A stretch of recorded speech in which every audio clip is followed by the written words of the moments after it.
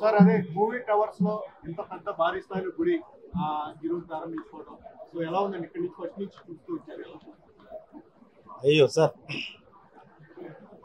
అందరూ ఎవరు ఏ ఇదిలో ఉన్నా కూడా సార్, అది ఇందాక నేను చెప్పాను. దై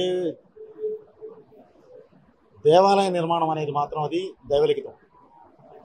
భగవంతుడి దయ వల్ల ప్రొడ్యూసర్ కౌన్సిల్ మొత్తం నిజంగా వాళ్ళని అప్రిషియేట్ చేయాలండి.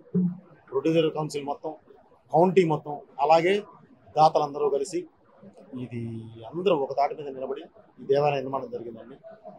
శైవకేశవుల దేవాలయం అండి. అంటే 2 తుది స్తంభాలు ఉంటాయి. శైవానికి సంబంధించిన ఫ్యామిలీ మొత్తం ఉంటుందండి, వైష్ణవానికి సంబంధించిన ఫ్యామిలీ మొత్తం ఉంటుంది. ఎవరు ఎక్కడికి వెళ్ళకుండా ఎవరికి ఏది కావాలన్నా సరే వచ్చి దేవాలయంలో చేసుకునేలాగా అన్నీ చేశారండి. హోమశాలలు ఏది కావాలంటే అది మొత్తం అన్ని అందుబాటులో ఉండేలా చేశారండి. చాలా హ్యాపీ సార్. మనకి సినిమా దైవశంకరం అనేది సినిమా అనుకుంటూ వచ్చింది, దాన్ని మించి ఇప్పుడు ఇది కట్టడం అంటే సార్ ఇక్కడ దేన్ని మించి కాదు సార్, ఏదైనా దైవాన్ని మించి, ఇక దాని తర్వాత ఏదైనా సరే సార్, అక్కడ ప్రత్యేకత అక్కడదేనండి. ఫిల్మ్ నగర్ ప్రత్యేకత ఫిల్మ్ నగర్దేనండి.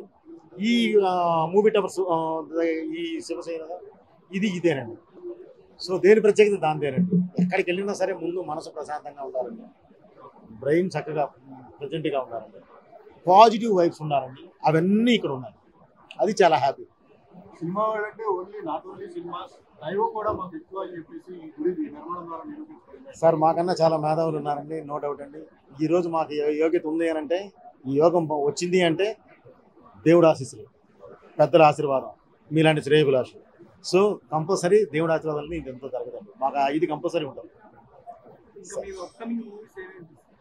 సార్. ఇది దైవ సన్నిధి సార్, మాట్లాడతాం తప్పకుండా. త్వరలోనే అనౌన్స్ చేస్తున్నాం అండి. ఎలక్షన్ ఇవన్నీ ఉన్నాయి కదా, చూసుకుని అనౌన్స్ చేద్దామని ఆగామండి. దైవభక్తి అంటే మీ ఫస్ట్ నుంచి ఎక్కువ సార్, ఆ కాన్సెప్ట్ సినిమాలు కూడా తీశారు. మరి రాబోయే అఖండ 2 అని చెప్పి చాలా మంది అడుగుతున్నారు సార్. తప్పకుండా మీరు అఖండ చూశారు.